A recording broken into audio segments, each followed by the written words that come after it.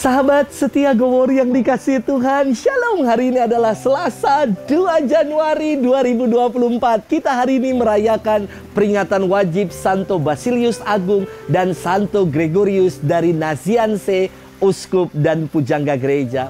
Basilius Agung lahir pada tahun 329 di Kaisarea, ibu kota provinsi Kapadokia di Asia Kecil.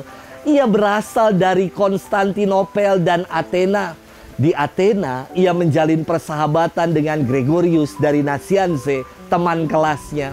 Setelah menamatkan pendidikannya, Basilius kembali ke Kaisarea dan menjadi pengajar retorika. Atas pengaruh kakak dan kedua adiknya, Basilius mulai tertarik pada corak hidup membiara.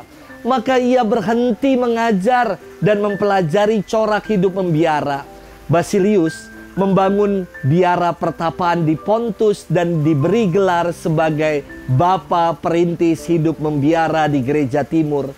Di Gereja Barat, pengaruh Basilius dikenal melalui Santo Benedictus, pendiri Ordo Benediktin, dan Abbas Biara Monte Cassino.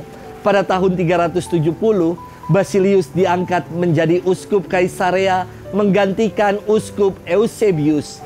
Ia dikenal sebagai seorang uskup yang berwatak tegas dan bersemangat. Kepandaian dan kesucian, juga kerendahan hatinya menjadikan Basilius tokoh panutan bagi umatnya dan uskup-uskup lainnya. Basilius meninggal pada 1 Januari tahun 379. Ia digelari kudus dan dihormati sebagai pujangga gereja. Santo Gregorius dari Nazianze lahir dari keluarga yang saleh dan diberkati oleh Tuhan. Ibunya beserta kedua adiknya juga diakui gereja sebagai orang kudus. Gregorius menjalani pendidikannya di Nazianze, Alexandria, dan Athena. Di Athena ia bertemu dengan Basilius, teman kelasnya. Mereka berdua bersahabat dan bersama dengan Basilius, Gregorius mengasingkan diri di sebuah pertapaan di Pontus. Tetapi kemudian karena desakan dari ayahnya, Gregorius kembali ke daerah asalnya. Di sana ia ditabiskan menjadi imam dan kemudian ditabiskan menjadi uskup. Ketika berumur 50 tahun, Gregorius diangkat menjadi uskup agung Konstantinopel. Di Konstantinopel, ia menyaksikan hidup iman umat yang sangat menyedihkan karena terpengaruh ajaran sesat Arianisme yang sudah menyebar luas. Gregorius memulai karyanya sebagai uskup dengan membangun sebuah gereja darurat. Gereja itu disebut Anastasis yang berarti kebangkitan. Kepada umat, Gregorius selalu berkata, kita harus menghadapi kaum Arian dengan budi bahasa yang manis dan kesabaran yang tinggi. Gregorius juga disebut sebagai pujangga gereja karena tulisan-tulisannya. Dan apa yang ia tulis sungguh-sungguh sampai dengan hari ini menjadi pegangan dalam iman gereja. Gregorius meninggal pada tahun 390. Oleh gereja beliau diberi gelar kudus dan dihormati sebagai pujangga gereja. Hari ini kita akan bersama-sama merenungkan firman Tuhan yang diambil dari Injil Yohanes 1 ayat 19 sampai dengan 28. Mari kita siapkan hati kita. Haleluya, haleluya, haleluya.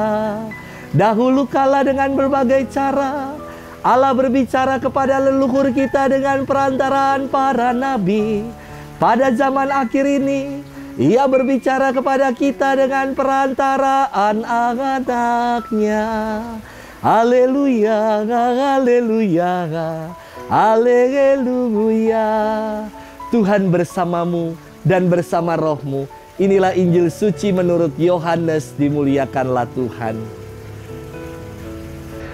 Inilah kesaksian Yohanes ketika orang Yahudi dari Yerusalem mengutus beberapa imam dan orang-orang Lewi kepadanya untuk menanyakan dia, siapakah engkau? Ia mengaku dan tidak berdusta katanya, aku bukan Mesias. Lalu mereka bertanya kepadanya, kalau begitu siapakah engkau, Elia? Dan ia menjawab, bukan. Engkaukah nabi yang akan datang? Dan ia menjawab juga bukan.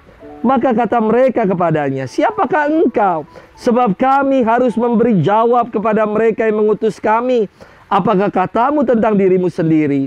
Jawabnya, akulah suara orang yang berseru-seru di padang gurun, luruskanlah jalan Tuhan, seperti yang telah dikatakan Nabi Yesaya. Dan di antara orang-orang yang diutus itu ada beberapa orang Farisi. Mereka bertanya kepadanya, mengapa engkau membaptis jika engkau bukan Mesias, bukan Elia, dan bukan Nabi yang akan datang? Yohanes menjawab mereka, katanya, aku membaptis dengan air, tetapi di tengah-tengah kamu berdiri dia yang tidak kamu kenal, yaitu dia yang datang kemudian daripadaku. Membuka tali kasutnya pun aku tidak layak. Hal itu terjadi di Betania yang di seberang sungai Yordan, di mana Yohanes membaptis. Demikianlah sabda Tuhan, terpujilah Kristus. Sahabat setia Gowori yang dikasihi Tuhan, shalom. Ketika beberapa waktu yang lalu saya memberikan khotbah Natal Ekumene di salah satu perusahaan, ada umat yang bertanya kepada saya begini, Bapak titelnya apa? Sarjana teologi atau master teologi? Lalu saya katakan kepada ibu yang bertanya itu, Ibu, titel saya RM, kepanjangan dari Romo. Sudah itu aja titelnya, tidak perlu pakai gelar-gelar akademis. Kadang dalam hidup ini banyak orang yang bangga dengan sederetan gelar akademis yang diraih. Saya cukup dengan titel Romo saja. Ini sudah membuat saya bangga. Sahabat setia Gowori yang dikasihi Tuhan, berbeda dengan kisah dalam bacaan kemarin tentang gembala yang memastikan kabar gembira yang mereka dengar.